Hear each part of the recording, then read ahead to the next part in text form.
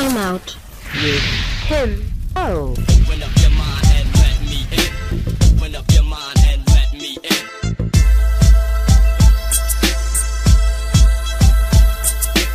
Open up your mind and let me in. Hello, welcome to Time Out with Tim O. I'm your host, Tim Owens. As always, very grateful and happy to be here today. I want to talk about fighting for peanuts and how that relates to the YouTube space. Fighting for peanuts. So let me, me, I like to go to the definition. So it would be a very paltry or minuscule amount of money. So that's what fighting for peanuts would be. So as you guys know, right, YouTube is a huge platform, right? Extremely large, worldwide. And I was looking at when it comes to the Black community, there are people who fight over nothing. I mean, I've seen content creators send copyright strikes and on each other's channels for a few thousand people. Some people more than that. The channel, as soon as the channel become monetized, people come out of the woodworks.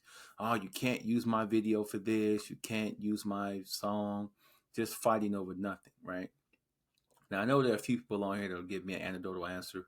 Well, some of people's content is worth a lot of money. Yeah, that's true. But at the end of the day, in the Black space, we're fighting for peanuts. Do you know if people will collaborate more, that everyone can grow, that there's more than enough to go around? There's more than enough subscribers. There's more than enough money for everybody out here. So what are we fighting for? Now, let me pull up the top 10 YouTube channel earners right now in the world let's say in the US, from what I know. Could be worldwide, I don't really know. I looked up the top 10 YouTube earners. And guess what? None of them are African American people. Oh yeah, absolutely. So while we're fighting each other over a few views and some creative ideas, you're stealing my ideas or you're this and that, everybody else out here is eating. I mean, eating bellies are full, right? So let me pull up this list here to show you what I'm talking about. So we got the top highest paid YouTube earners, right? So we got this gentleman here. His name is Mr. Beast, right? $500 million net worth YouTube. So much this guy's bringing in. It's only 25 years old. And you have 20, 30, 40, 50, 60-year-old Black content creators on YouTube that's been doing this for 15 years and is nowhere near that kind of money, right? But this comes from not fighting each other, sharing the content, working together. Hey, this is a great video. Send it to someone of affluence. Send it to this network. Ideas, marketing, networking, working together. This is how you achieve this. Number 2 would be a guy named Jeffree Star. Net worth about 200 million. Make sure if I'm pronouncing this name correct. It's Nastya. I'll take this lady. Another 200 million. Number 3, Jake and Logan Paul. Number 4, 155 million. Dude Perfect have a $50 million net worth. YouTube. Markiplier, 38 million. Rhett and Link, 35 million. And that's number 7. Number 8, Ryan's World, net worth 32 million. We got number 9, Unspeakable, net worth 28,500,000. Look at that. So let's say 28 million. We got number 10, Preston Arsmith, 25 million. Check that out. Killing it. There's no Jerome Jackson, no Marquise Jones, none of that in there. Tiffany Smith, none of that in there. Everybody from other places, folks. So while we're out here fighting over peanuts and refusing to share each other's content, don't want to be guests on each other's shows because they're afraid this person may outshine them or make them look better, all type of foolishness. We're fighting over peanuts. See, people don't like to speak on those facts, but I do. I don't mind because I've been in this game a long time and I watch how people out here, if they realize that, man, with all the talent that people have, Let me talk about one comedian. It's a young guy named Country Wayne, right? Guys know him. Hilarious. Let me put his picture up here. This guy right here. You guys know him. Country Wayne. To me, one of the funniest young comedians working by far. There's nowhere in the world this guy shouldn't have his own sitcom or he shouldn't be on SNL or something. This guy's hilarious. But guess what I've also noticed? I watched one skit he posted because he does some comedy skits and stuff on social media. He had one skit where I think it was a celebrity rapper in it, right? But whoever this other guy that was with him in the video, he kept trying to like show him up and outdo him and get more shine. Like, wait a minute. You're not even known for this like this guy is. But the first opportunity that he saw this guy may be able to help him, he tried to outshine Wayne. So I noticed something. Country Wayne has been getting hated on. I'm telling you, ain't nowhere in the world that some of these people that have these TV deals or in the movie business that can open the door for this boy shouldn't do it. Not thinking that, look at the talent he has. But look at this, though.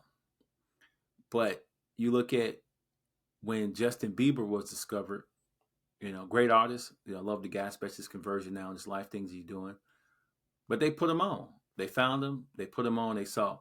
There's a video of Jamie Foxx talking about the singer Ed Sheeran, right?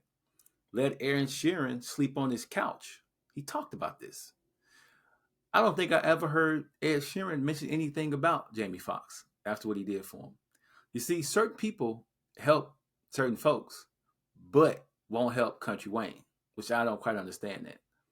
You'll help this person who may not even need your help to that degree, but you won't help somebody that's super talented that's right here in your face. One thing I noticed about the Black comedy community, the film community, just the space in general, there are very few people that actually help each other unless it's something in it for them, which is kind of like, you know what? I don't necessarily agree with that. And I get it, linking up with people that you guys have some sort of affiliations with each other. I get that to a certain degree, but don't let that stop you from helping somebody that's in the game with the talent that you never know what doors that may open for you. So let's say you help them in, you let them in, right? Like as if you look at Dr. Dre and Eminem. Dr. Dre helped Eminem, right, come into the business, and he far surpassed just about anything that he did. But it's been nothing but love, nothing but respect, nothing but love from the very beginning. The same thing from 50 Cent to Eminem, nothing but love and respect. So sometimes get out of your own way. Like, don't let your ego stop you from putting somebody else in a position to win, because you always go further working as a team and collaborating than trying to do everything yourself. But I really just want to point out how the way the YouTube space is. We're not even in the top 10, and we're doing all the fighting. It's absolutely ridiculous. So come on, people. Let's do better in this YouTube community. Let's do better at collaborating. I reached out to some guys who host a show back home about doing some things with them. Now, mind you, they bring everybody else on this program, right? These guys told me, oh, we're not available that day, blah, blah, blah. Because it was me, right? Crazy. And it's like I had a whole plan on what I was going to do with those guys. I was going to kind of bring some new ideas and bring some stuff to the show. I really want to have fun and come on this program. But these guys told me they were too busy to bring me on. That's what we do out here. That's what we do. You try to collaborate, try to reach out. One guy in particular, I've known him from years ago. I used to invite him to my comedy shows all the time. The other guy, I worked with him on a couple of events too. So I know these guys personally, but it's just that goes back to when I first started producing comedy shows years ago. And I used to pick a venue, book the venue, handpick my comics, the guys I wanted to work with, right? Now I have a DJ, the guy to do sound. Basically, he didn't play a lot of music. He would play some, in comedy shows, they'll announce the introduce the comic, some intro music, then they'll cut the music as he's leaving the stage, outro music. That's it. I asked every DJ that I knew growing up that was around, some guys that were my age I was around. I couldn't get none of them to do these shows. They want to try to charge me an exorbitant amount of money. I would give them free tickets, say, look, man, just come and see how I do things. Come to one show. I couldn't get none of them to come to a show.